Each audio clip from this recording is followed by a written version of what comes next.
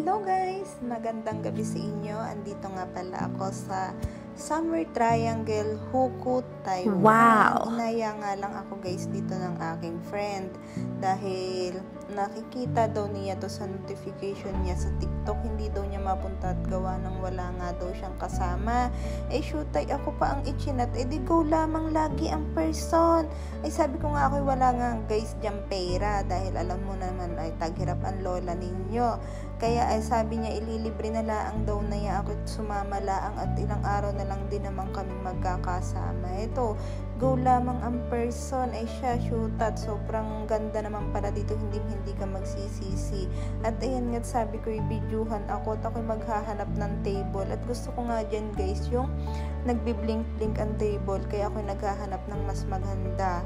At ang dami nga dyan guys ng mga nagde-date. At tumaas nga ako at sabi ko baka nga may mas magandang table. Wala namang kaming nakita. At ayun nga binadyuhan ako at napansin ko sobrang laki pala ng braso ko. Oh my God! Tumataba yan girl. Charis yan. Makiyat na nga pala kami dyan guys. Gawa ng order na nga kami ng pagkain. At medyo mahina nga ang ilaw nun. Yung mga nakasabit na blink-blink na yan. Sobrang mamahal ng pagkain dito guys. At iyan lamang yung in-order namin dahil iyan lang ang mas mura.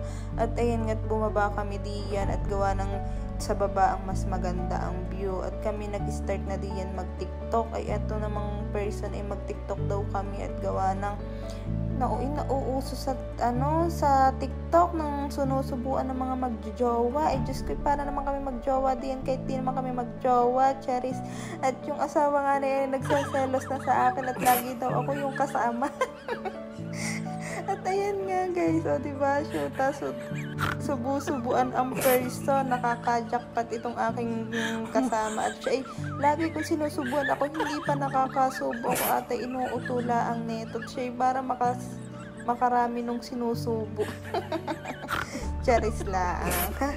Ayun nga guys, sobrang sarap na mga pagkain diyan, lalong-lalo na yung chicken. Sobrang sarap. Sabi ko nga kung may babalikan man ako diyan, ay yung chicken ang babalikan ko. At ako nauhaw na diyan. At paghugot ko ng kutsari, sobrang laki. At ayun nga, tumaas na kami sa taas gawa na hindi nakisama ang panahon, umambon. At napansin ko wala na ako diyang kwintas at nalaglag pala. Shoota, nalungkot ang person.